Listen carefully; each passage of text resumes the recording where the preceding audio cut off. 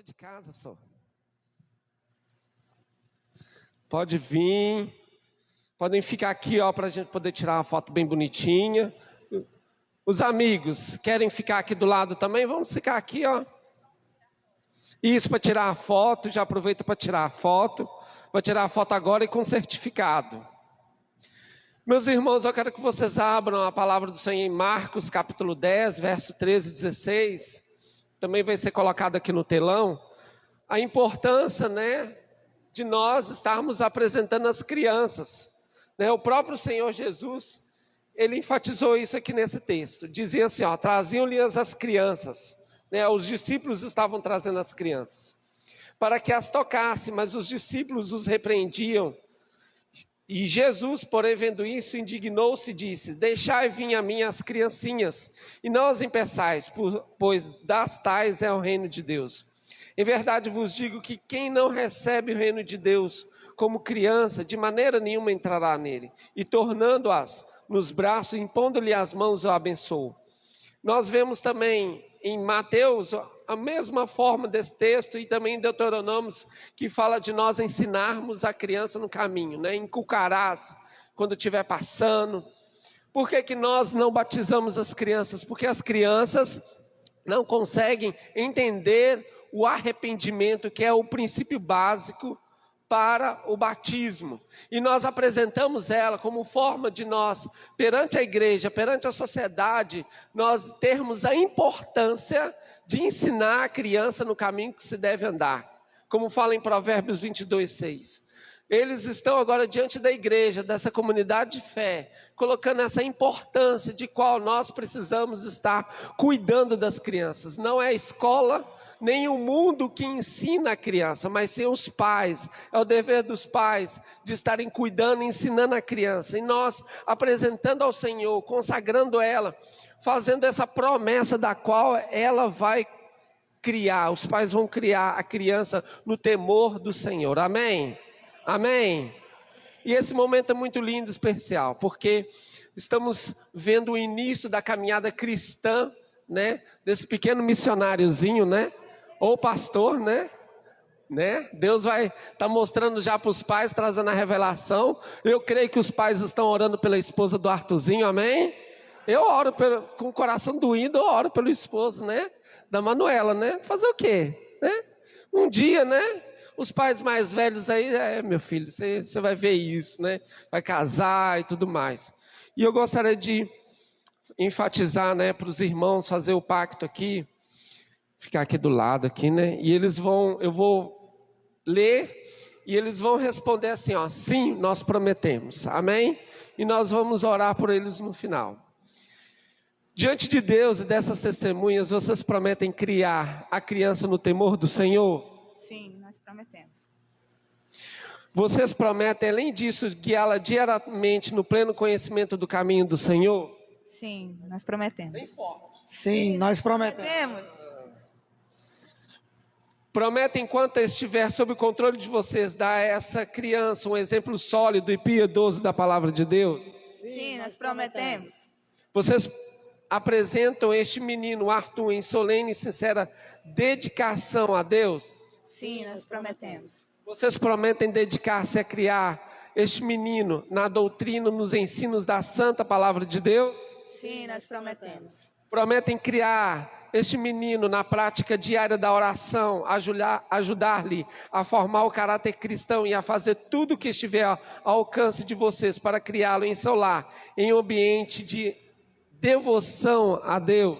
Sim, nós prometemos. Baseando-me de fato de vocês terem prometido diante de Deus e dessa congregação, dedicar esta criança a Deus e terem afirmado em suas próprias palavras, eu os exorto a dedicarem a essa sagrada obrigação com sabedoria, perseverança e esforço. Igreja, por gentileza, fique de pé e vamos orar pela vida do Arthurzinho e de sua família. Pai eterno, nós eu como ministro do Evangelho, meu Pai, nós apresentamos o pequeno Arthur, missionário, diante do Senhor, meu Pai. Senhor Deus, o Senhor venha cada dia mais ensiná-lo no crescimento, na unção, no poder e na glória do Senhor.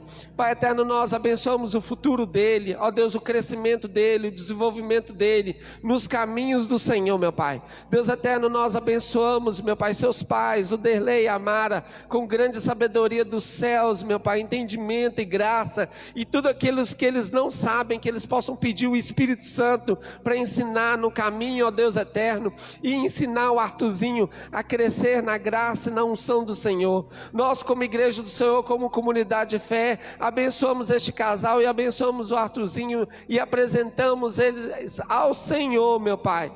Toda honra, toda glória e toda unção seja sobre a vida deles, meu Pai. Nós, como igreja, protegemos e oramos sobre a vida dos teus filhos, a graça e a unção do Senhor. Muito obrigado, Deus eterno, pela vida do Arthurzinho, muito obrigado pela vida do Derlei e da Mara, e nós, como igreja do Senhor, agradecemos ao Senhor por essa família. Pai eterno, nos capacita de guardar todas as famílias desta igreja, protegê-las e cuidar das crianças, ó Deus, em nome de Jesus. Pai eterno, muito obrigado por este momento tão especial, e nós, como igreja do Senhor, te louvamos e te agradecemos pelo milagre da vida, Senhor Deus. Muito obrigado, ó Deus, por esse privilégio, no nome de Jesus, amém, amém. Dá salva de palmas ao Senhor. Quer falar alguma coisa, Arthur? Estava orando aí? Dá. Ah, tá querendo. Agora a foto, por favor, tirem a foto. O certificado, obrigado. Segura aí a foto oficial. Escolhe a câmera, qual câmera primeiro?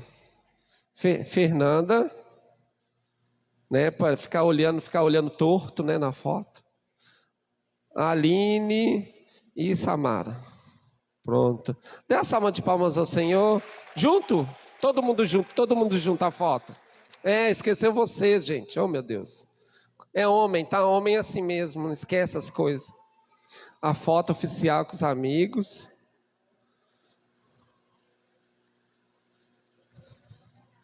Pronto? Aí, dá uma salva de palmas aí bem forte. Gostaria que você novamente se colocasse de pé. Eu queria chamar o Maisel. Onde está o Maisel?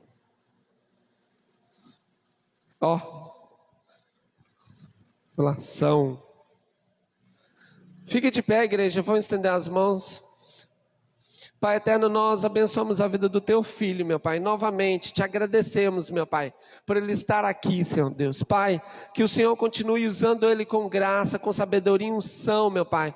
Nós vemos o agir do Senhor e temos visto na vida dele. Pai, abençoe a Márcia, Senhor, o Samuel, sua família, meu Pai, sua igreja, em nome de Jesus. Pai eterno, muito obrigado, ó Deus, porque o Senhor tem ungido ele, ó Deus, com uma voz profética nessa nação, nas igrejas, para mudar, Senhor Deus eterno, e para transformar, Senhor Deus, ó Deus, um chamado de Jeremias, Senhor Deus eterno, para trazer uma nova edificação e quebrar as velhas obras, meu Pai, as velhas coisas, meu Pai, as velhas mentalidades, Pai, no nome de Jesus, muito obrigado pela vida dele. Nós, como igreja do Senhor, abençoamos, em nome de Jesus. Amém, amém. Pode se assentar.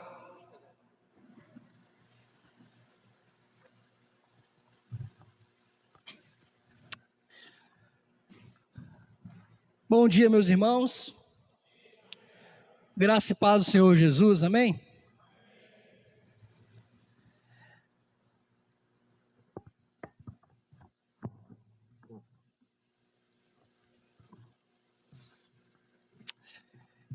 Mais uma vez, eu quero manifestar minha gratidão por poder estar aqui com os irmãos nesses dias. Tem sido dias muito bacanas, para mim pelo menos, né? De poder compartilhar,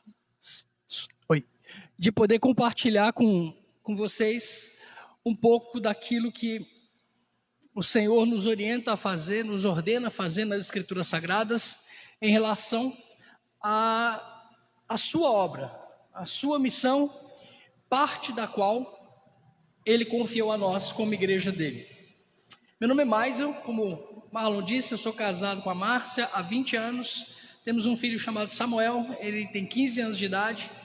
A gente serviu na África durante alguns anos como missionários. Depois voltamos ao Brasil, fundamos uma organização missionária de treinamento para a evangelização de muçulmanos.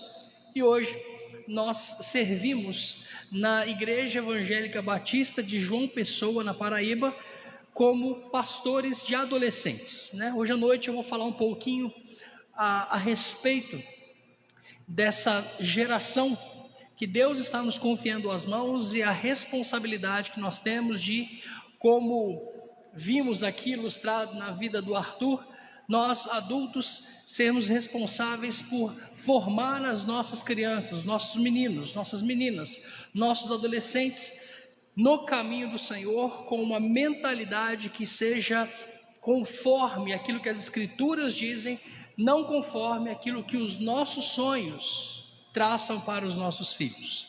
Então vem à noite também, vai ser o nosso último tempo juntos. Eu queria saber aqui quem esteve na sexta-feira à noite. Levanta a mão. Joia. Quem esteve ontem à noite? Levanta a mão. Joia. Quem não esteve nem na sexta nem ontem? Levanta a mão. Uau, é bastante gente. Vou te pedir a gentileza de você assistir tanto, né, a ministração da sexta quanto a ministração do sábado. Pode ser que algumas coisas que eu fale hoje fiquem meio assim confusas para você. Acho que não vai ficar, mas se você tiver alguma dúvida em relação a algo que for falado aqui, dá uma olhada na ministração da sexta e do sábado. Nós fizemos uma progressão nesses dias. A gente começou estabelecendo aí as bases do porquê, do que as Escrituras nos falam a respeito do propósito para a vida humana. Nós vimos por que a Bíblia existe, ainda na sexta-feira. Ontem à tarde nós tivemos um tempo de perguntas e respostas, foi um tempo muito bacana, pelo menos para mim, né? Não sei a galera que estava aqui. E ficou no Instagram, é isso? Está no Instagram lá da igreja. Depois, quando você tiver tempo, porque foi o quê? 1h30, quase 2 horas de conversa, né? Quando você tiver tempo, você para lá e dá uma olhada. Foi um bate-papo bem bacana, sobretudo com jovens, adolescentes que estavam aqui. E ontem à noite, nós falamos sobre o porquê da missão. Nós vimos uma verdade fundamental das Escrituras Sagradas. Vimos que todo homem, todo ser humano está separado de Deus, não por causa dos pecados que comete, mas pelo fato de que a humanidade lá no Éden, toda ela, quando ela tinha apenas 2 indivíduos, toda a humanidade foi miserável e eternamente separada de Deus, de modo que é impossível que essa humanidade esteja num relacionamento com Deus. Antes, na verdade, ela está condenada ao sofrimento eterno, separada da fonte da vida, sendo punida pelos seus pecados contra o Criador Santo. No entanto, Deus, em sua infinita misericórdia, empreende um plano que nós chamamos de Missio Dei, ou a missão de Deus, para resgatar, alcançar esse homem perdido com as boas novas do Evangelho, de que Deus em Cristo estava reconciliando consigo mesmo todas as coisas no céu e na terra. Nós vimos que Deus empreendeu esse plano e que a igreja é um resultado desse plano missionário e também um instrumento dessa missão de Deus. Vimos como, por exemplo, que a igreja, em vez de ter uma missão, na verdade é a missão que tem uma igreja. Vimos que todo crente tem um chamado, e esse chamado é necessariamente missionário. Vimos que ou você é missionário, tem um chamado missionário, ou você ainda é campo missionário, você precisa ser alcançado pelo Evangelho de Jesus. Ontem à tarde, eu falei, talvez eu repita isso hoje à noite, sobre chamado, vocação e direcionamento, que são 3 conceitos fundamentais para que a gente possa entender o nosso papel na missão durante a nossa vida. Hoje, continuando nessa progressão, uma vez que nós sabemos que Deus é missionário, que a Bíblia é um livro missiológico, que a igreja é um instrumento da missão. Agora que, como ontem vimos, que todo homem precisa ser reconciliado com Deus, isso acontece por meio de Jesus Cristo, e essa reconciliação passa pelo anúncio, né? Nós vimos ontem em Romanos, todo aquele que invocar o nome do Senhor será salvo. Como, pois, invocarão aquele em quem não creram? E como crerão naquele de quem nada ouviram? E como ouvirão se não há quem pregue? E como pregarão se não forem enviados? Hoje, eu quero que nós demos a gente faça um breve panorama, um passeio sobre algumas realidades que precisam ser confrontadas pela pregação efetiva do Evangelho no mundo de hoje, tanto localmente quanto globalmente, ok? Como tudo tem que ter por base as Escrituras Sagradas, lembre-se, as fotos, os vídeos, as estatísticas podem nos ajudar a entender os desafios. Muitas vezes os cultos missionários, nos quais a gente tem esse tipo de recurso, fotos, vídeos, estatísticas, mexem com as nossas emoções. E tem lugar para isso. Mas o que vai mudar a realidade do mundo, e a realidade antes dela, da igreja, é o ensino missionário. Não há número, não há estatística, não há foto, não há vídeo que convença o crente da realidade e da necessidade de missões. Por isso, é fundamental que nós sejamos convencidos pelas Escrituras Sagradas a respeito do nosso papel na missão. Por causa disso, eu quero te pedir que nessa manhã você abra sua Bíblia comigo em Gênesis, primeiro livro da Bíblia, no capítulo 12. Como você provavelmente já viu algumas vezes, você já leu esse texto algumas vezes, eu quero chamar a sua atenção brevemente para alguns elementos fundamentais que embasam aquela que é chamada de teologia de missões. Pode soltar o primeiro slide aí?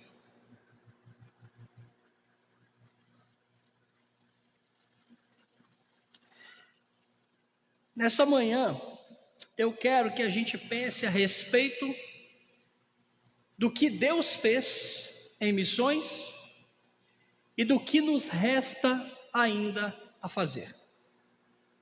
Entenda que existe, pela soberania de Deus, uma participação. Paulo fala isso, que Deus nos chamou a ser cooperadores de Deus na história da salvação. Logo, perceba, existe algo que somente Deus pode fazer, e só Ele vai fazer, mas existe uma grande dimensão daquilo que nós precisamos fazer. Gênesis capítulo 12, a partir do verso 1, nós lemos assim: Ora, disse o Senhor a Abrão: sai da tua terra, da tua parentela e da casa de teu pai, e vai para a terra que eu te mostrarei. De ti eu farei uma grande nação e te abençoarei, te engrandecerei o nome. Sê tu uma bênção. Abençoarei os que te abençoarem e amaldiçoarei os que te amaldiçoarem.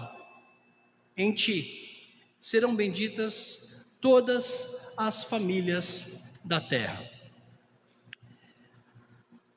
Esse é um dos textos talvez mais famosos de todo o Antigo Testamento. É o chamado de Abrão. Perceba o que está acontecendo aqui. Gênesis passa por 11 capítulos com uma velocidade impressionante.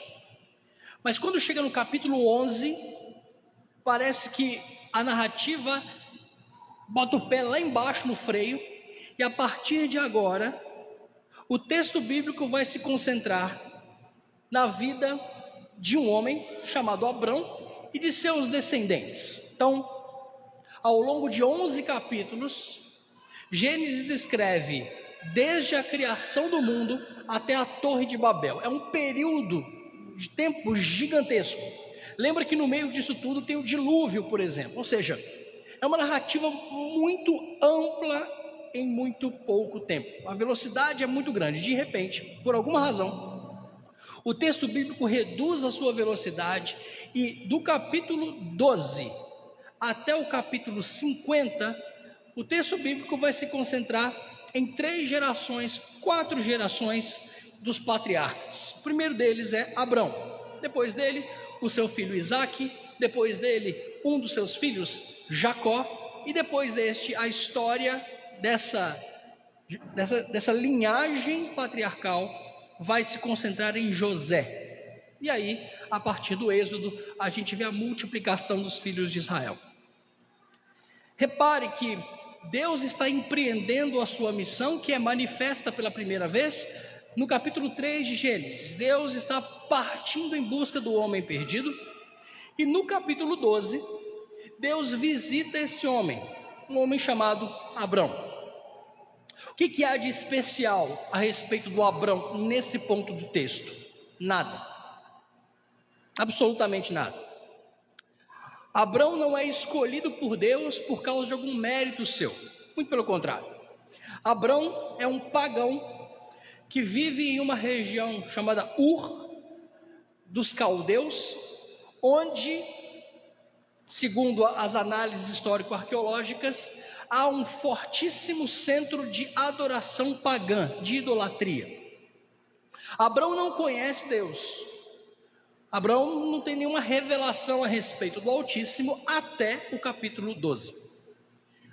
Repare que no primeiro verso do capítulo 12, nós vemos que disse o Senhor a Abrão. Perceba novamente que assim como em Gênesis capítulo 3, onde Deus parte em busca de Adão, perguntando: onde estás? Novamente aqui nós vemos Deus tomando a iniciativa, chegando-se a um homem e dizendo: sai da tua terra, da tua parentela e da casa de teu pai, e vai para a terra que eu te mostrarei. Deus parte em busca desse homem, se revela a esse homem, tem um encontro com este homem e lhe dá uma ordem: sai da tua terra, da tua parentela, da casa de teu pai, e vai para uma terra onde eu vou te mostrar. E aí perceba que, acompanhado desta ordem, Deus faz uma promessa. O verso 2 diz: de ti farei uma grande nação, e te abençoarei, te engrandecerei o nome, sê tu uma bênção, abençoarei os que te abençoarem, e amaldiçoarei os que te amaldiçoarem. Repare que imediatamente após a ordem de sai da tua terra, esse Deus que Abraão está conhecendo agora, recebe a promessa de 5 bênçãos. Conte comigo. De ti farei uma grande nação. Isso é uma bênção gigantesca. 1. Te abençoarei. 2. Te engrandecerei o nome. 3. Sê tu uma bênção. 4. Abençoarei os que te abençoarem. 5 bênçãos, e nós não temos tempo para nos aprofundar em cada uma delas, mas cada uma delas tem um significado muito importante, que para nós talvez não seja tão explícito, mas no mundo antigo, cada uma dessas 5 bênçãos tem um significado descomunal. Mas eu quero te chamar a atenção para uma coisa. Eu sei que aqui não, eu sei que aqui na Lagoinha Sertão ninguém faz isso, mas eu já vi em outras igrejas por aí, nós crentes, cantando essas bênçãos aqui, e colocando a mão sobre a própria cabeça, e profetizando essas bênçãos aqui, sobre a gente mesmo. Tipo, eu me lembro, algumas vezes, né, tem uma música que a gente canta, que fala assim: sobre mim estão as mesmas bênçãos de Abraão. Já viu? Aí o crente vai e fala assim: bendita será a tua casa. Lembra dessa música? Bendita será a tua casa. A música é bonita. Aí diz: benditos serão os teus filhos. E presta atenção: e Deus engrandecerá teu nome.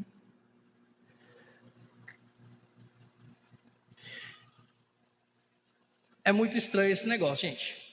Muito estranho. Sabe por quê? Não sei se por motivação torpe ou por ignorância, a gente resolve pegar algumas bênçãos, sobretudo do Antigo Testamento, e profetizá-las sobre nós.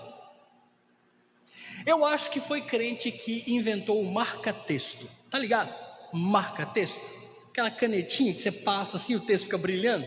Eu acho que foi a gente que inventou. Porque a gente começou a ler a Bíblia e a gente viu que tem umas bênçãos muito bacanas. É bom demais. E tem umas promessas que não são muito boas, não. Deuteronômio capítulo 28, um capítulo clássico para isso. Uns falsos profetas, pregadores da teologia da prosperidade, acharam Deuteronômio capítulo 28 e perceberam que tem um monte de bênçãos ali prometidas para o povo de Deus. É dali que vem as famigeradas frases: você será por cabeça e não por cauda, estará por cima, não por baixo, você comerá o melhor dessa terra, enfim, você está ligado?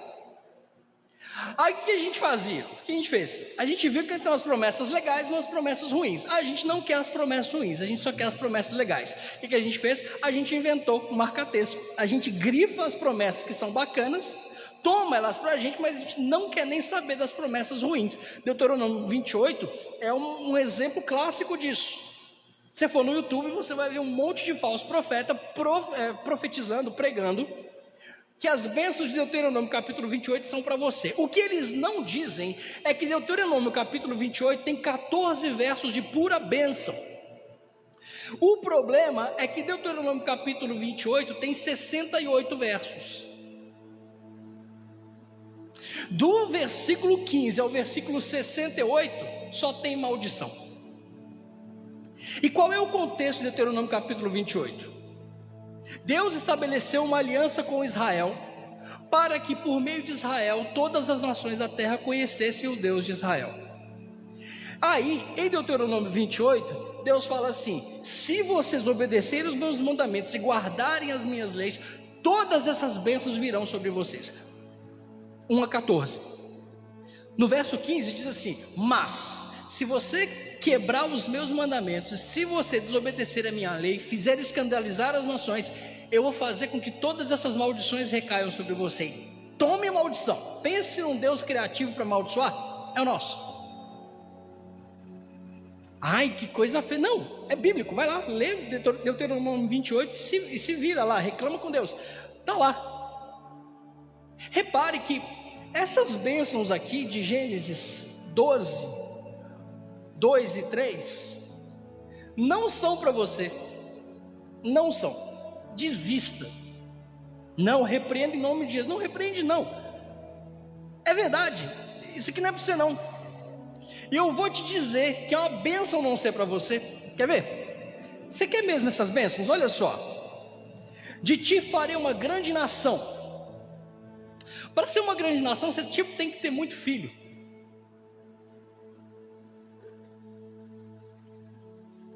Você quer ter 30 filhos?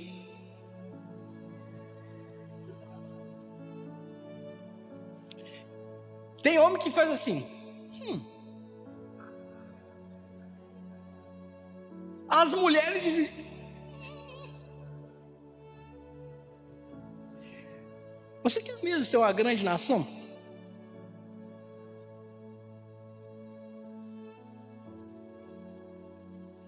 Te engrandecerei o nome.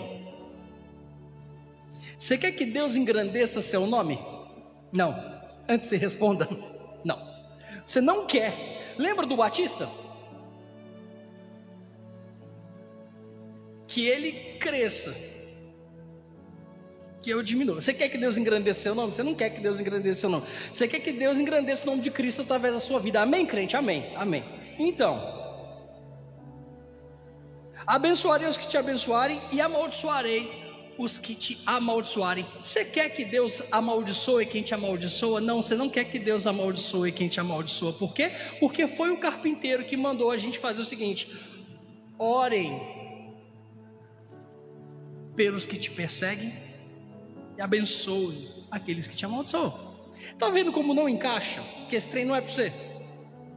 Essas promessas têm um contexto específico, é para um homem específico, com um propósito específico. O que eu já vi de crente profetizando essas bênçãos sobre a sua própria cabeça não está escrito. O que eu já vi de crente reivindicando, declarando, decretando, profetizando, apontando para o céu e dizendo a Deus o que Ele quer que Deus faça, é uma coisa horrorosa. O que eu nunca vi foi crente profetizando essas bênçãos aqui pelo mesmo propósito pelo qual Abraão foi abençoado. Eu vejo a gente cantando essas bênçãos sobre nós, mas eu nunca vi um crente dizendo: eu quero ser abençoado desse jeito, pelo mesmo propósito. Qual é o propósito? Final do verso 3: em ti serão benditas todas as famílias da terra. Essa bênção aqui não é uma bênção pessoal, essa é uma bênção missional. Deus está chamando este homem e vai abençoá-lo para que através do povo dele, todas as famílias da terra, inclusive a sua, fossem abençoadas. Como é que isso acontece? A gente já sabe. O povo de Israel é formado com um propósito. Esse propósito é missional, esse propósito é missionário. Às vezes a gente olha para Israel de uma maneira antibíblica. Tem lugar que, se você chegar e dizer que se o judeu não crer em Jesus, ele vai permanecer condenado e morto nos seus delitos e pecados, sendo condenado ao sofrimento eterno, crente te bate. Que a gente bota uma arca da aliança, a gente bota um bandeirão, a gente ora de talite, a gente toca um chofar. A gente cria uma teologia a respeito de Israel que a Bíblia não nos permite criar. É bizarro. A gente fala que Israel é o povo escolhido, mas a Bíblia diz que Israel é o povo escolhido para. Tem uma grande diferença aí. Quando você diz que Israel é o povo escolhido, dá a impressão de que Deus ama Israel mais do que todas as outras nações, e Israel é a queridinha de Deus e o resto que se exploda. Quando na verdade o que você vê, tanto aqui em Gênesis 12, como em Êxodo 19, por exemplo, que é o momento em que Deus entra em aliança com os filhos de Israel, lá no Sinai, você vai ver que Deus fala assim, lá em Êxodo 19, a partir do verso 5, Deus fala assim: toda a terra é minha, todas as nações são minhas, eu estou chamando vocês para ser uma nação sacerdotal. E o que um sacerdote faz? Ele faz a intermediação entre a divindade e o povo. Uma nação sacerdotal faz a intermediação entre Deus e as demais nações. Deus está chamando Israel para que Deus se revele através de Israel a todas as nações. O propósito da eleição de Israel não é salvífico. Deus não está escolhendo Israel para salvar Israel e condenar os outros. Deus está chamando Israel por um propósito missional, para fazer de Israel luz para as nações. Todo o Antigo Testamento tem a ver com isso. Para ficar mais claro esse negócio, dá uma olhada nisso aqui.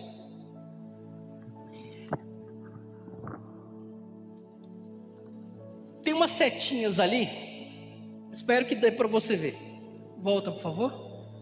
Volta. Aê, volta, por favor. Vai dar, algum dia. É o seguinte: a função de Israel era obedecer à lei, para que por meio da obediência à lei, Deus abençoasse e fizesse prosperar Israel. Deuteronômio capítulo 28, dá uma olhada lá. Se Israel obedece à lei, à Torá, Deus abençoa Israel, não tem estéril entre eles, eles ganham todas as guerras, tem chuva, tem fertilidade, é incrível. Lê os primeiros 14 versículos de Deuteronômio 28. Mas qual a razão dessa bênção? Repara que Deus está preparando Israel para herdar uma terra, para entrar numa terra onde tem um monte de povos, um monte de nações que adoram um monte de Deus pagão. Deus está dizendo: vocês vão entrar na terra, vocês não vão imitar o costume das nações, vocês vão obedecer a minha lei, e se vocês obedecerem a minha lei, todas essas bênçãos virão sobre você. E para quê? Para que as outras nações olhassem para Israel e começassem a se fazer a pergunta: esse povo não adora imagens de escultura, esse povo não sacrifica seus filhos a Moloque, esse povo não tem rituais de orgias para agradar os deuses, e entre eles não tem enfermos, na terra deles tem chuva, os animais deles não são estéreis, as mulheres deles não são estéreis, eles ganham tudo. Qual é o problema desse povo? E as nações se achegariam a Israel. Tem umas setinhas aí, ó, vindo da periferia para o centro. A função de Israel era, por meio da obediência à lei, em cumprimento à promessa que Deus fez a Abrão, atrair as nações. E as nações basicamente diriam: escuta, a gente não quer guerra com vocês, a gente só quer saber uma coisa: por que vocês não adoram, não servem os nossos deuses, e ainda assim tudo dá certo para vocês? E a resposta seria: a gente obedece à lei. Que lei? A lei do nosso Deus. Que Deus? Yahvé, o Deus Todo-Poderoso, Criador do céu e da terra. É por isso que tudo vai bem para vocês? É só por isso. O que tem que fazer? Circuncidar, se você for homem, e obedecer à lei. É isso? É isso. E as nações, por meio das bênçãos que vieram sobre Israel, conheceriam o Deus de Israel e se converteriam a ele. O processo é simples. É o que Deus está falando e fazendo ao longo de todo o Antigo Testamento. Israel vai atrair as nações por meio da sua obediência e as bênçãos que vêm sobre a lei. Deu para entender isso? Só que aí, na plenitude dos tempos, o plano de Deus se realiza exatamente como ele planejou. Sempre, né? Deus promete a Eva que um descendente dela viria e esmagaria a cabeça da serpente. Deus promete a Abrão que os filhos dele, a nação dele, a família dele abençoaria todas as famílias da terra. E ao longo do Antigo Testamento você vai vendo profecia atrás de profecia a respeito de um que virá para redimir não somente o seu povo Israel, mas também para redimir todas as nações. Na plenitude dos tempos nasce Jesus de Nazaré. Ele vem, desenvolve sua vida e ministério sem pecar, cumpre todas as profecias a respeito dele, morre na cruz do Calvário para pagar pela culpa da humanidade, é sepultado e, para cumprir as profecias, no terceiro dia ele ressuscita. Quando ele ressuscita, ele diz aos seus discípulos para que eles vão e façam discípulos de todas as nações, preguem o evangelho a toda criatura, anuncie o reino de Deus. Avança, por favor. Repara que, como eu disse ontem, a igreja existe por causa da missão, não o contrário. A missão não é algo que a igreja faz, a missão é algo que fez a igreja. Você consegue entender isso? A missão de Deus, o propósito de Deus de alcançar o homem perdido, prometido aqui em Abrão, abençoar todas as famílias da terra, é o propósito pelo qual a igreja veio a surgir na história. Igreja não serve para outra coisa, senão para alcançar o homem perdido com o evangelho e fazer discípulos de Jesus que façam novos discípulos até que ele venha, ponto. A igreja não é um lugar, simplesmente um ambiente de comunhão, de festa, de evento, não. Tudo isso só faz sentido na medida em que está de acordo com a bênção de Abraão, o propósito de Deus revelado em Israel e no Novo Testamento. Se não, vira bagunça, vira um clube social, perde relevância, dá bicho.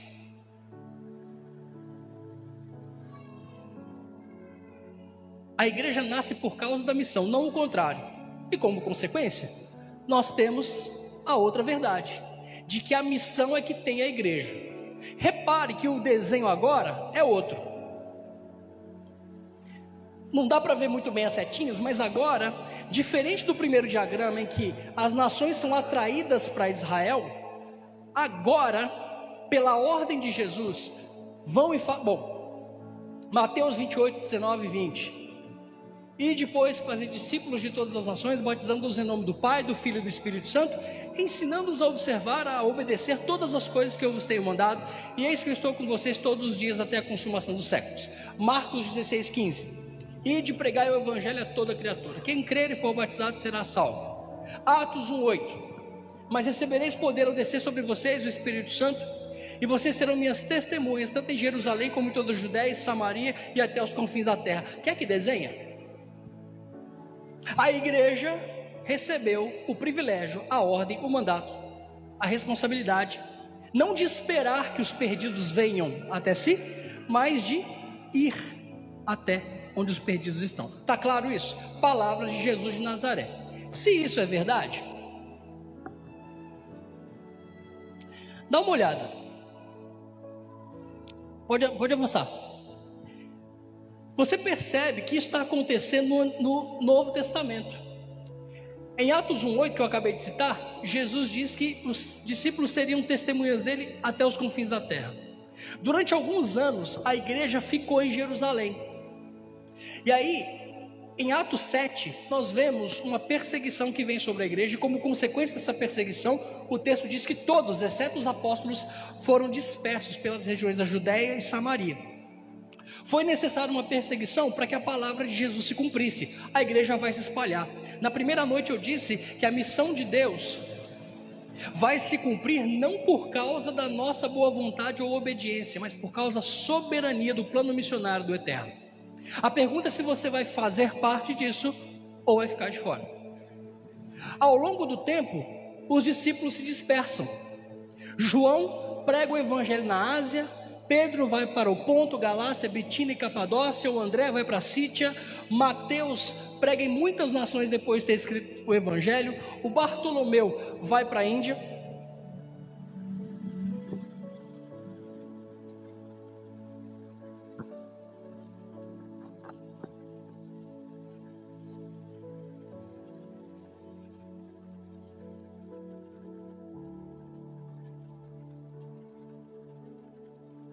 O Tomé, aquele que você e eu dizemos que não tem fé, sabe o Tomé? O Tomé, cara, ele vai pregar nas regiões onde hoje se situa o Irã, o Iraque e o Paquistão.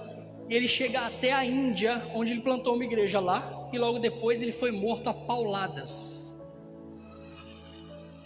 Da próxima vez que você disser, antes de você dizer que o Tomé não tem fé, faz igual.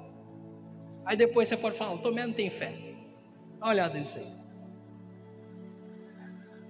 O Marcos prega no Egito, onde ele funda a igreja de Alexandria. Simão o Zelote vai para a Pérsia, o Tiago o Grande vai para a Espanha, Tiago o Justo para a Arábia e Filipe prega na Frígia. Preste atenção, dos 12 apóstolos, Marcos está aí meio de intruso, né? Mas dos 12 apóstolos, 11, a gente não sabe se os 11, mas 10 morrem assassinados por causa do evangelho. Aquele que a gente não tem muita certeza, que é João, se não morreu assassinado, morreu no exílio, também por causa do evangelho. Isso quer dizer uma coisa para a gente, estatisticamente, Paulo vai falar isso para Timóteo, todo aquele que quiser viver uma vida piedosa em Cristo Jesus vai padecer perseguição, discriminação, preconceito, perseguição, sofrimento, vem junto no pacote de ser discípulo de Cristo. Aos Filipenses, Paulo fala, a vós não foi dado somente o privilégio de crer em Cristo, mas também de padecer por Ele. É interessante perceber como o sofrimento nunca parou a gente. Tem um mapa aí, eita, tá difícil de ver, mas vocês conseguem ver que tem um mapa do mundo aí, não tem? Consegue ver? Vocês conseguem ver que o mapa, ele está meio roxo, né? Azulado assim. E tem umas manchas em laranja, tá vendo? Essas manchas em laranja representam a presença de cristãos protestantes no final do século XVIII, ou seja, 1800 anos quase depois da morte de Jesus. Olha só, os cristãos protestantes estão aí, em partes da Europa, na costa leste da América do Norte, no sul da África e uma manchinha ali na América do Sul. Isso aí é importante para você entender que o desafio é gigantesco. A gente vai ver isso melhor daqui a pouco, mas eu quero te encorajar com esse gráfico. Por quê? A missão de Deus vai ser terminada, gente. O evangelho vai ser pregado em testemunho a todas as nações, porque Jesus diz assim: prova disso é isso aí, ó. Isso aí é o final do século XVIII, 1780. Isso aí é a situação por volta do final do ministério de John Wesley. E John Wesley foi aquele que foi usado por Deus para causar o avivamento inglês. O avivamento inglês deu origem a um movimento missionário que se expandiu pelas nações e que deu origem ao chamado grande século missionário, que vai do final do século XVIII ao princípio do século XX, onde organizações missionárias são formadas, muitos missionários são enviados, e como resultado dessa expansão missionária, 200 anos depois da morte de John Wesley, 200 anos depois do avivamento inglês, olha o que acontece. Está vendo aí? A mancha laranja se espalhou. Quero chamar a sua atenção para isso aí por dois motivos. Primeiro, como eu disse, a missão de Deus vai ser terminada, o evangelho vai ser pregado em testemunho a todas as nações. Segundo, isso aí é resultado de avivamento, o grande avivamento inglês. Depois vale a pena dar uma estudada na história. É engraçado, eu ouço o pessoal falando que o Brasil é o país do avivamento. Eu acho meio estranho. Por quê? Quando você estuda a história dos avivamentos, você percebe que todo avivamento, todo mover de Deus na igreja ao longo da história, ele tem quatro marcas obrigatórias para que esse movimento de Deus seja classificado como um avivamento. Primeira marca do avivamento é um quebrantamento, um senso de arrependimento e de retorno às escrituras sagradas por parte dos crentes. Quebrantamento, arrependimento e retorno às escrituras sagradas. Esse retorno às escrituras sagradas leva a uma profunda obediência àquilo que Deus está dizendo para fazermos. Então, um avivamento começa com esse quebrantamento, nos leva a uma obediência às escrituras sagradas e à oração. E essa segunda marca nos leva a uma terceira.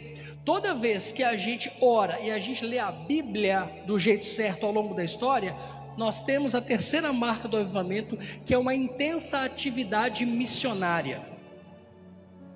Não tem jeito. Quando você estuda a história do avivamento, você vê o quebrantamento, a obediência às escrituras e retorno à oração. Você vê como resultado disso uma profunda, intensa atividade missionária local e global. E como consequência dessa atividade missionária, você tem a quarta marca do avivamento, que é transformação social. Não existe avivamento na história que não tenha provocado uma profunda transformação social na sociedade onde esse avivamento acontece. Dá uma olhada em todos os avivamentos da história e você vai ver essas quatro marcas. Agora eu pergunto, está acontecendo no Brasil?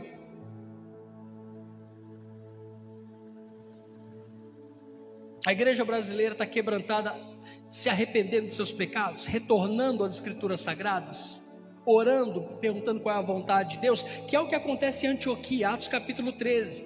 Os caras estão jejuando e orando para saber o que Deus quer, e nessa brecha o Espírito Santo aparece e manda Saulo e Barnabé, ou Barnabé e Saulo, para a missão que ele tinha confiado. A gente está vendo isso na igreja brasileira?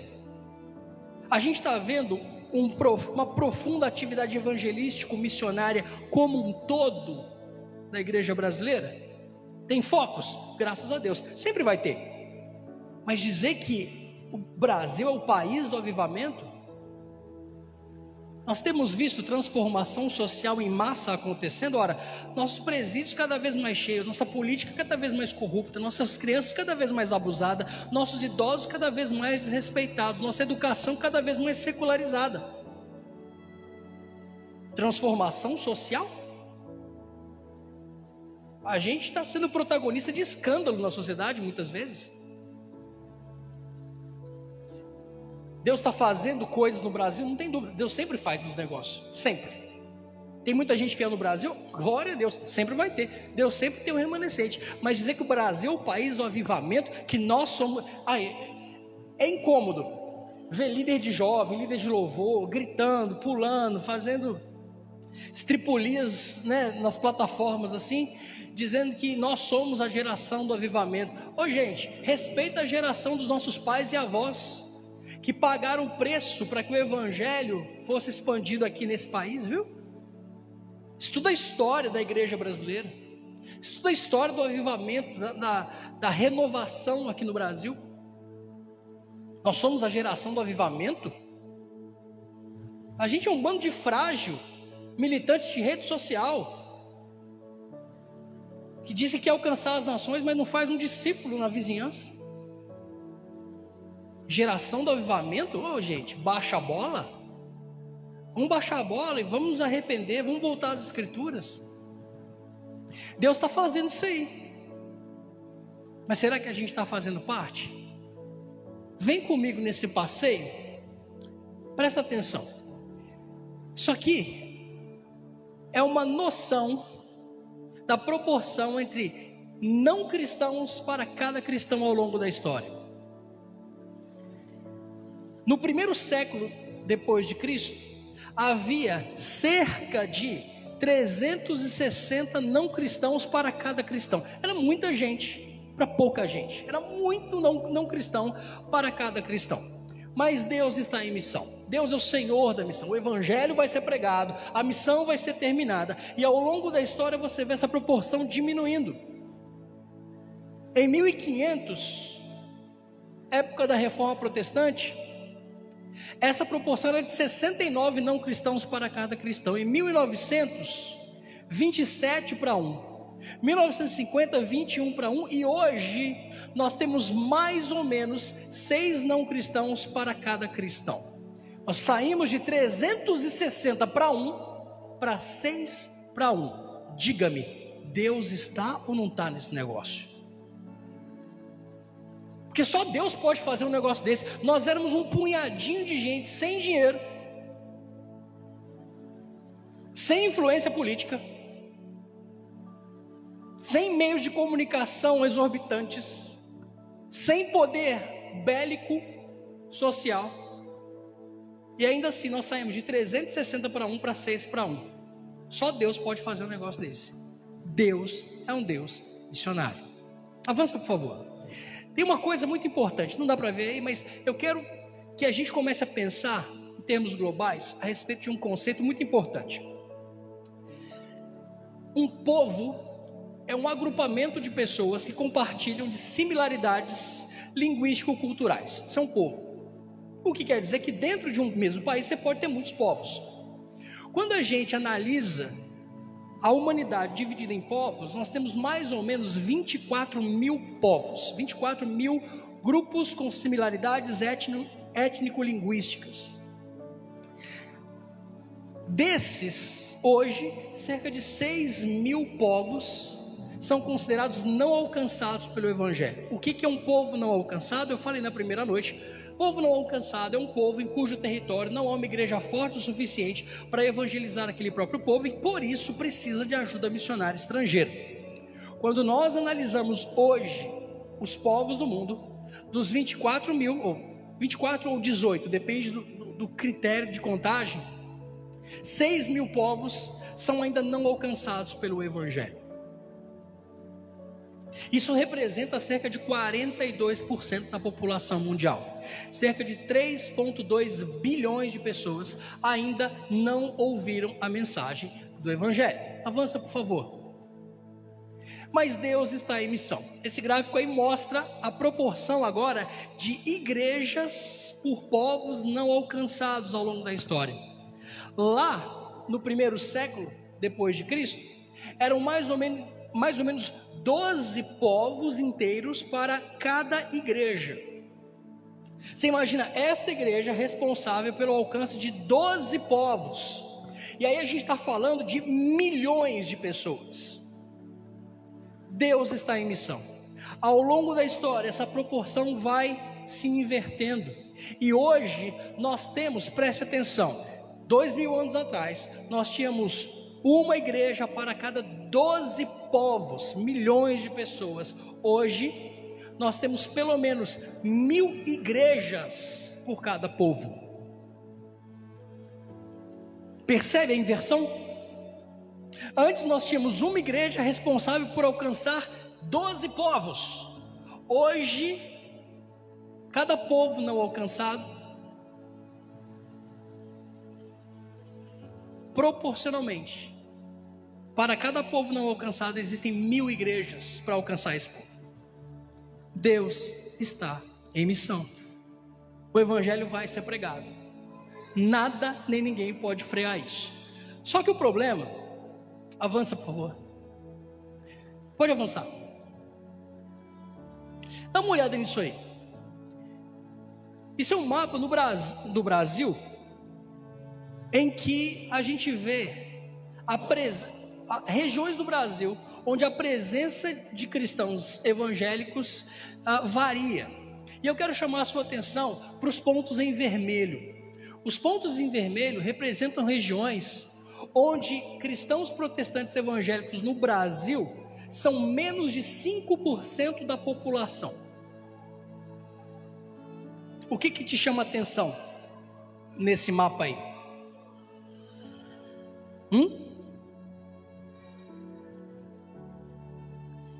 Tem uma região no Brasil chamada Nordeste.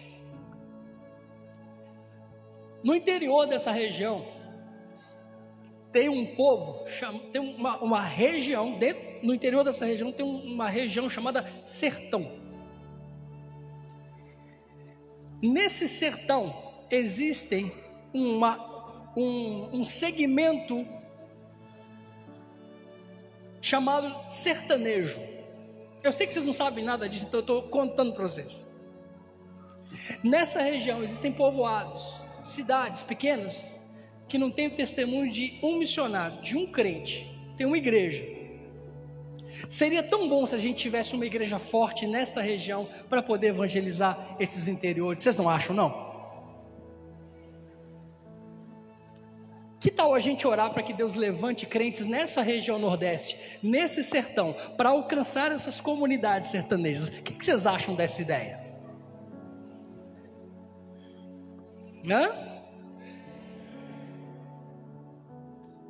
O problema é que orar sem agir é tentar Deus, né? Você nunca pode orar por missões se não estiver disposto a ser a resposta da sua própria oração.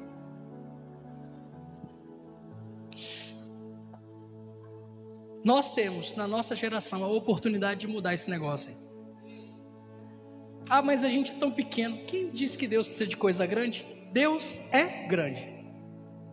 Isso basta. E Deus vai fazer. A pergunta de novo é: você vai ficar fora? Além disso, dentro do nosso país, nós temos etnias indígenas. Existem pelo menos hoje existem pelo menos 85 a 90 etnias indígenas conhecidas que não têm nenhum trabalho missionário. Algumas dessas etnias estão também nessa região chamada Nordeste. Outras estão mais para dentro da bacia amazônica e por aí vai. Dentro do nosso país, onde, segundo o último censo do IBGE, tem 62 milhões de crentes evangélicos, ou seja, não é um país não alcançado, afinal de contas, a proporção, se a gente está aí com 220 milhões de habitantes. Vamos ver o que o próximo censo vai dizer. 60 milhões são protestantes evangélicos. Quando você tira, né, você faz essa conta, você tem aí 1 para 4. No máximo. Autóctone. Autóctone, liderança autóctone é uma liderança nativa. Ou seja, o missionário chega, prega o evangelho, forma líderes e aqueles líderes nativos se tornam responsáveis pela igreja. Isso é uma liderança autóctone, que é o ideal. É o que Paulo fazia. Paulo pregava, consolidava a igreja, consagrava líderes e esses líderes assumiam, eles eram autóctones, da própria região. A proporção é ínfima, 1 para 4. Mas dentro desse país nós temos ainda muitas localidades, segmentos não alcançados dentro do nosso país. E isso precisa mudar. Quando a gente olha para o mundo, nós temos religiões predominantes. Em amarelo você vê onde predomina, pelo menos culturalmente, o cristianismo. Em verde, não dá para diferenciar muito ali, mas norte da África, Oriente Médio, você vê onde predomina o Islã. Em vermelho, mais ali ao leste, é onde predomina o hinduísmo. Em azul mais claro ali, é onde predomina o budismo. Avança, por favor, dá uma olhada. Eita! Que esses pontos em azul indicam regiões onde predomina a presença de cristãos. Os pontos em vermelho indicam a predominância de não cristãos, budistas, hindus e muçulmanos principalmente. Perceba, meus irmãos, que por alguma razão nós não moramos entre eles. A gente está se concentrando onde já tem cristão. E esse é o problema. Jesus nos mandou ser, ele disse que nós somos luz do mundo. E às vezes a gente quer brilhar onde já tem luz. A gente está vivendo isso agora, dá uma olhada. Qual é o problema? Esse projetor é bacana, não é? Ele é muito bom. A marca dele é boa. Ontem a gente usou ele aqui, estava de boa. Mas hoje está difícil de você ver. Por quê? Porque tem luz demais.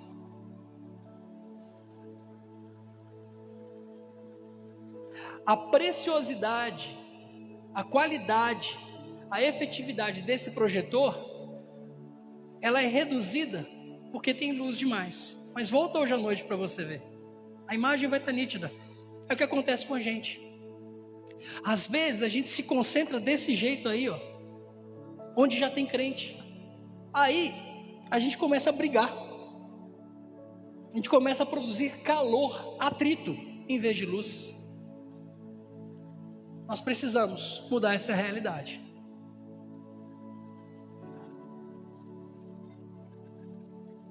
Pode avançar. Avança, por favor. Não. Volta, deixa aí. Por favor, obrigado. Essa é a distribuição. Foi o seguinte. Vamos ganhar tempo. Eu quero que você preste atenção no que a gente está fazendo em termos de obreiros e investimento financeiro, para que essas regiões do mundo sejam alcançadas pelo Evangelho de Cristo. E eu quero mostrar um vídeo para vocês. Aí a gente vai pular alguns slides por causa da luminosidade. Acho que vai ser mais efetivo. Presta atenção. Essas estatísticas já estão desatualizadas. Que sai num dia e está desatualizado no outro. Mas isso nos dá mais ou menos uma ideia do que a gente está fazendo ou do que a gente não está fazendo. E eu quero que você preste atenção. Onde é que você está se encaixando nisso aí? Vamos assistir o vídeo?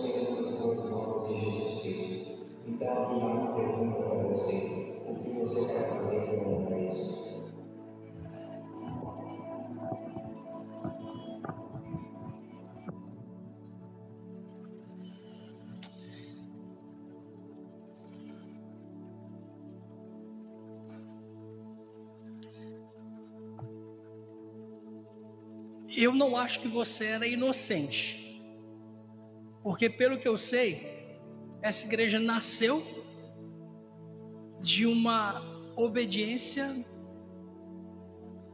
à ordem de Jesus por parte de 2 missionários. Essa igreja cresceu como resultado da atividade missionária de Deus e da atividade de missionários. Pelo que eu sei, vocês ouvem um bocado sobre missões. Se você fosse inocente e não soubesse a respeito dessas coisas, a partir de hoje você não é mais. Nós cristãos evangélicos brasileiros temos um problema na nossa cultura. A gente acha que falar a respeito de um determinado problema equivale a fazer algo para resolver o problema. Não é assim. A gente faz o culto missionário, a gente faz apelo missionário, a pessoa vem aqui na frente, deita no chão, chora, o catarro escorre, aquela coisa horrorosa, aí canta, se entrega a Jesus e tal. Aí às vezes o missionário faz o apelo, você vai lá e dá uma oferta missionária. Aí você vai para casa e a coisa parece que volta ao normal. O fato de a gente ter a nossa emoção afagada, a gente concordar com o que o pregador está falando, não quer dizer nada. Quer dizer nada. O jogo começa a virar quando o seu coração se rende, se arrepende de um estilo de vida pecaminoso e egoísta, e você passa a fazer como o homem que construiu a sua casa sobre a rocha. Você ouve as palavras do mestre e você as pratica, aí o jogo começa a virar. Aí a gente pode começar a dizer que a gente está engajado naquilo que Jesus mandou a gente fazer. Eu quero deixar você nesse começo de tarde com esse pensamento. Eu quero te desafiar a refletir a respeito da sua vida e passar a tomar decisões para que você possa de fato viver estrategicamente.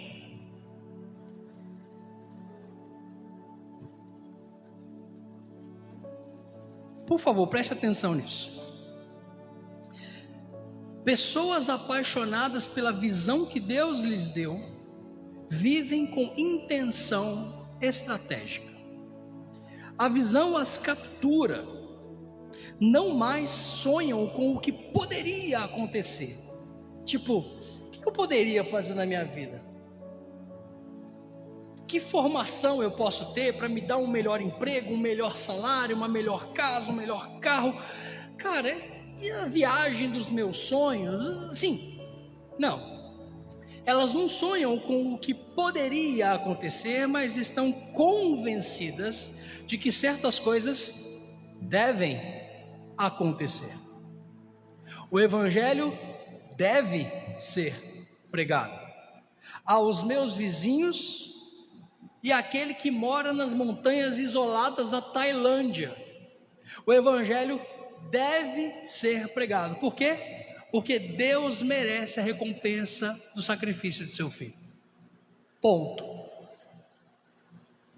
Tomam decisões diárias como se cada dia tivesse valor permanente. E tem. Não são mais movidos por obrigação, mas vivem com a liberdade e a dignidade de saber que estão dando tudo pelos propósitos de Deus.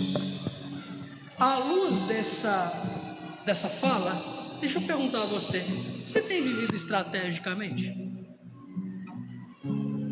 Como é que está sendo o seu processo de tomada de decisões, pequenas e grandes na vida? Em relação a tudo, em relação aos seus planos, em relação aos seus sonhos, seu tempo, seus dons e talentos, seus bens, seu dinheiro. Eu vi o irmão falando sobre dízimo aqui, né? E no seminário, o pessoal chegava para mim e perguntava: mas é certo dar dízimo? É bíblico dar dízimo? Geralmente quem pergunta não quer dar. É por isso que está perguntando. Mas deixa eu dizer para você: não precisa dar dízimo, não. Nó, até parou a música. Calma. Tem uma passagem no Novo Testamento que me deixa assim, embasbacado. Você lembra de quando os caras chegaram para Jesus tentando pegá-lo e falaram assim, ó, é certo pagar tributo a César? Vocês lembram o que Jesus respondeu?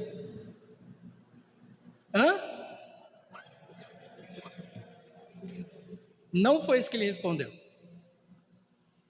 O que foi que ele respondeu quando lhe perguntaram isso?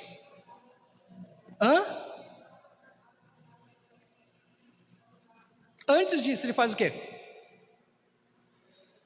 Ele pede uma moeda. O cabo era tão liso que até para fazer uma ilustração com uma moeda ele tinha que pedir. E você aí, com o bolso cheio, um carro bacana, escravo de uma aposentadoria que pode nunca chegar.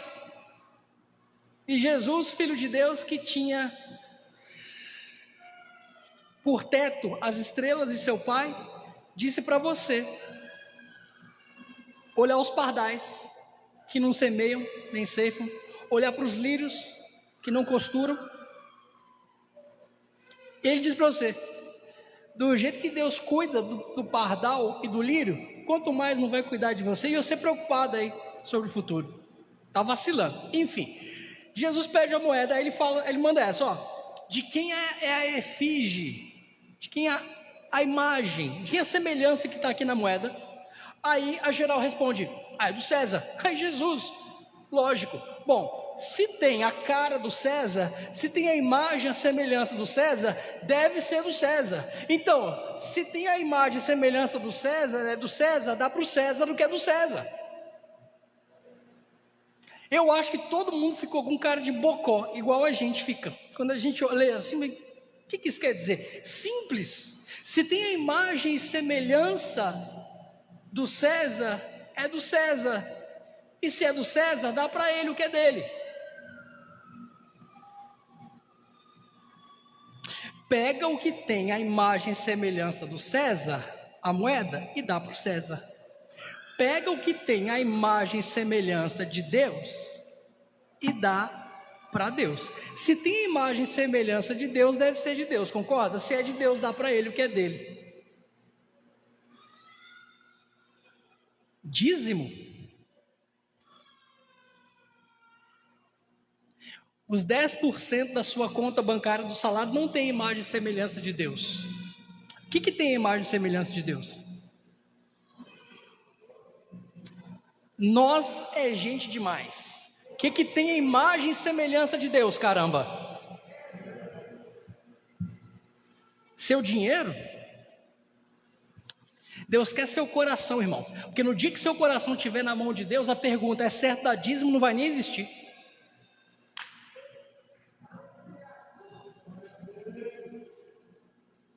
O dia que Deus tiver seu coração, você não vai ficar medindo, não.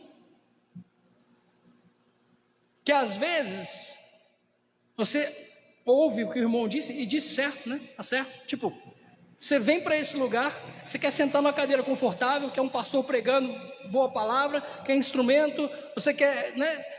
Você quer salinha para o seu filho, ar-condicionado, e você não quer contribuir para isso? Uai, tá bom, você não quer? Fica à vontade. Mas é meio estranho, você não acha não? Agora, não fique preso, que às vezes a gente fala assim, ó, dá 10% e está tudo certo. Aí a gente fala, beleza, Senhor, está aqui os meus 10%, me deixa em paz com meus 90% e mês que vem eu quero 100 de novo. Está vendo como não tem muito a ver com esse lance da moeda de Jesus? Ô irmão, melhor coisa é dar do que receber. Melhor coisa é você suar trabalhando e você poder ofertar. Não para que pastor fique rico. Vocês não correm esse risco não. Vocês viram o carro que eles dirigem? Relaxa. Os pastores de vocês, pelo que eu conheço deles, eles não vão ficar ricos. Eles não estão aqui para isso. Esses caras podiam estar fazendo qualquer outra coisa da vida deles. E vieram parar no sertão nordestino. Começar um GC. que pela misericórdia de Deus está virando isso aqui. E vai ficar pequeno.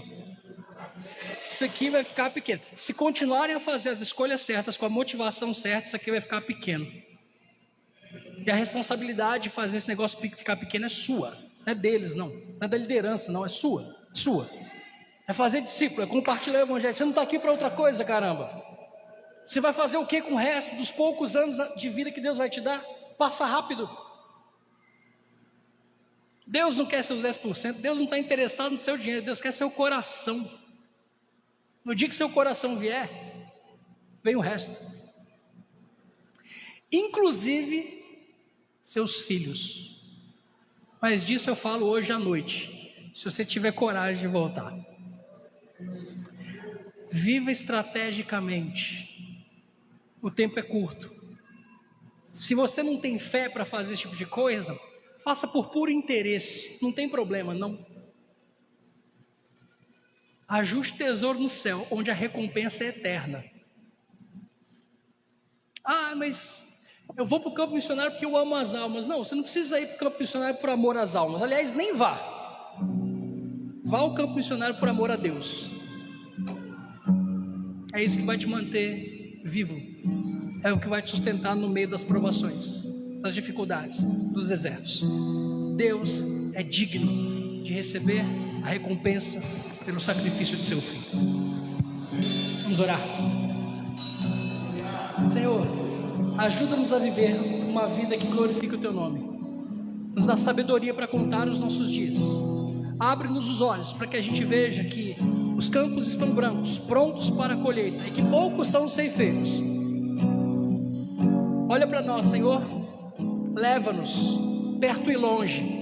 Conta conosco, para que o Teu Filho seja amado e conhecido por aqueles que ainda nunca ouviram, sobretudo. Muito obrigado por esta igreja, por essa cidade, pelos Teus planos e pela Tua missão para esta comunidade. Cumpre os Teus propósitos.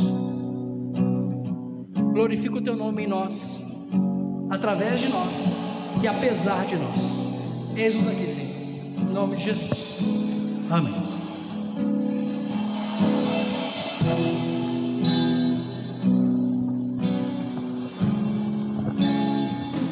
Como o farol que brilha à noite, como ponte sobre as águas, como abrigo no deserto, como flecha que acerta o alvo. Eu quero ser usado da maneira que te agrade, em qualquer hora, em qualquer lugar.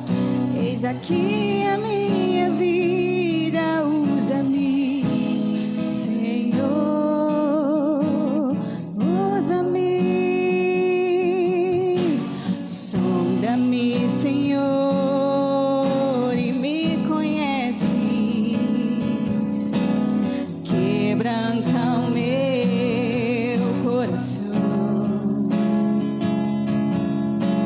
Transforma-me conforme a Tua palavra e enche-me até que em mim se ache só a Ti. Então, usa-me, Senhor,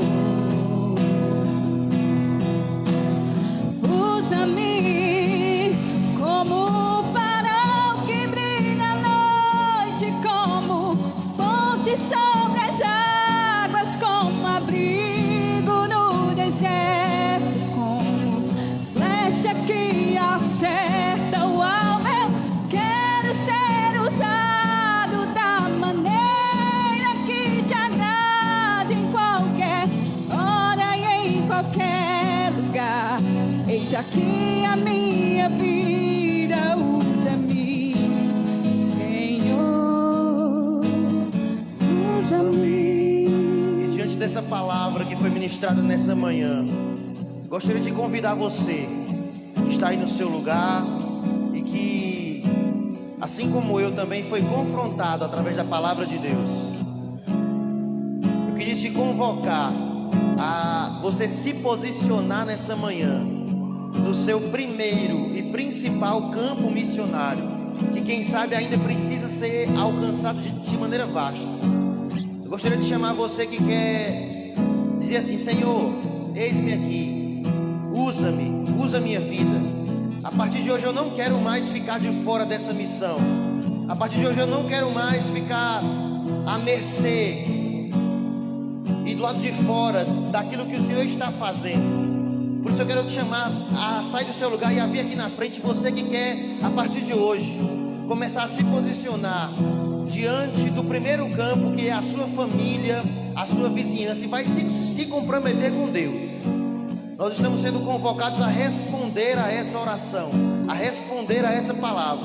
Então você que quer, a partir de hoje, ser mais estratégico, ser mais intencional na sua casa, sai do seu lugar e vem aqui na frente.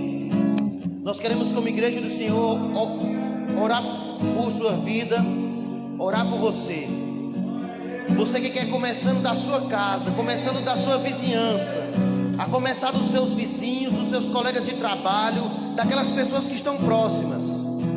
Que você possa nessa manhã declarar: Pai, eis-me aqui, Senhor. Eu quero ser uma luz que brilha na escuridão que o Senhor precisa.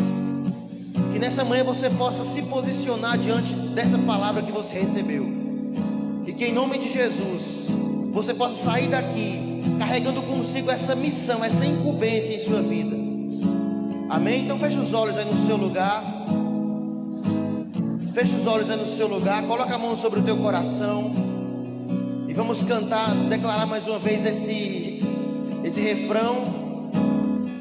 E vamos declarar que a partir de hoje nós não seremos mais pessoas passivas, mas seremos pessoas ativas na obra do Senhor, conforme a vontade dEle.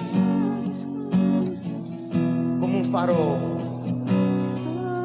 Declare isso no seu lugar. Como farol que brilha à noite, como ponte sobre as águas, como abrigo no deserto, como flecha que acerta o alvo. Eu quero ser usado da maneira que te agrade, em qualquer hora e em qualquer lugar.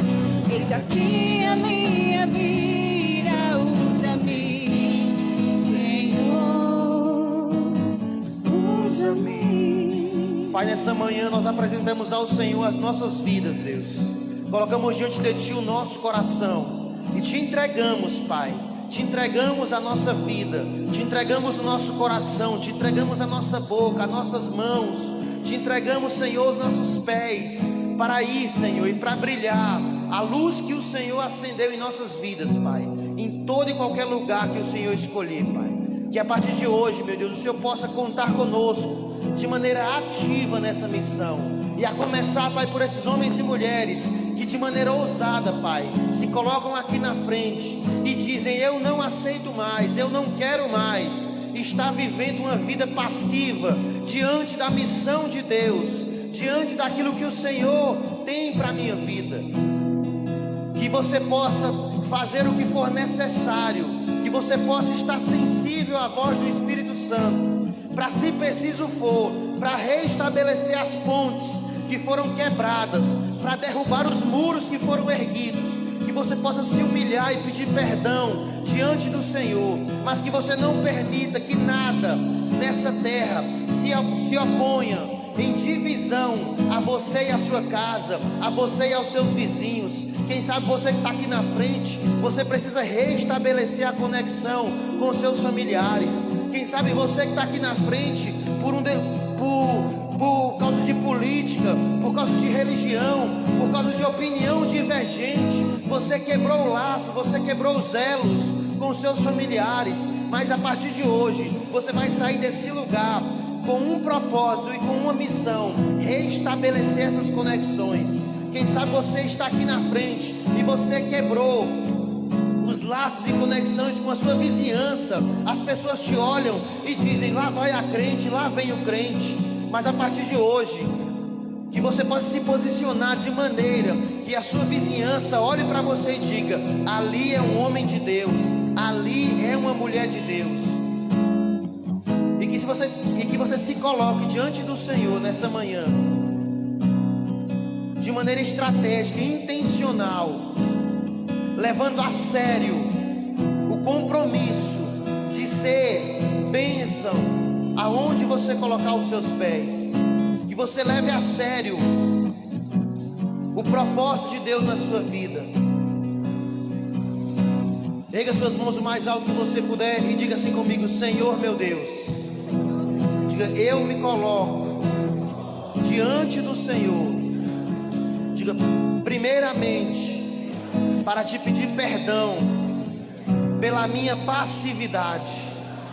Eu te peço perdão por todos os momentos em que eu me omiti diante da tua missão, diante daquilo que o Senhor colocou no meu coração para fazer, e eu fui omisso. Diga: perdoa, Pai, a minha omissão. Diga que a partir de hoje o Senhor faça o meu coração sensível para ouvir a tua voz e para ir. Que o Senhor derrame sobre mim a coragem, a ousadia que só o teu Espírito Santo pode conceder, para que eu possa ir de maneira estratégica e intencional. Que o Senhor me faça criar oportunidades para proclamar a tua grandeza para os meus familiares, para a minha vizinhança, para os meus colegas de trabalho, para todo o meu ciclo social. Diga: Senhor Jesus, eu quero estar apto para toda boa obra que o Senhor me chamou a fazer parte nessa terra. Diga: capacita-me, Senhor. Eu não aceito mais viver uma vida de omissão, de apatia, de passividade. Diga: eu creio que eu sairei daqui carregando comigo a unção necessária, a capacidade necessária para fazer muito mais do que aquilo que eu tentei fazer até hoje. Diga: Senhor Jesus, eu te agradeço nesse dia pela oportunidade de fazer parte da tua missão. E declarei mais uma vez: como um farol que brilha à noite, como ponte sobre as águas, como abrigo no com mais fé, vamos, declare e cante isso. Flecha mais fé, declare que isso. acerta o alvo. Eu quero ser usado da maneira que te agrade, em qualquer hora e em qualquer lugar. Eis aqui a minha vida, usa-me, Senhor, usa-me como um farol que brilha à noite, como ponte sobre as águas, como abrigo no deserto, como flecha que acerta o alvo. Eu quero ser usado da maneira que te agrade, em qualquer hora e em qualquer lugar. Eis aqui a minha vida, usa-me, Senhor. Senhor, Usa-me. usa-nos, meu Pai. Usa-nos, meu Pai. Senhor Deus, que possamos, meu Pai, amadurecer e crescer, meu Pai, com esse alimento sólido e consistente que nós comemos hoje, meu Pai, nos alimentamos hoje, meu Pai, de uma grande necessidade, meu Pai, de um grande chamado que o Senhor tem, muito maior, meu Pai, muito maior é o chamado que o Senhor tem para nós. Pai eterno, eu oro colocando a vida de cada um diante do Senhor, te pedimos, Senhor, nos dá coragem, nos dá força, meu Pai, para cumprir a Tua vontade aqui na terra. porque o tempo é pouco, meu Pai. O tempo é pequeno, meu Pai. Senhor, muito obrigado por esse privilégio de sermos co-participantes da obra do Senhor aqui na terra. É um privilégio pregar o Evangelho do nosso Senhor Jesus aqui, meu Pai. Que a graça do nosso Senhor Jesus, o amor de Deus Pai e as doces consolações do Espírito Santo esteja com todos nós. A igreja que vai morar no céu diz: vá na paz, Deus abençoe. E até de noite, se você tem coragem. Amém?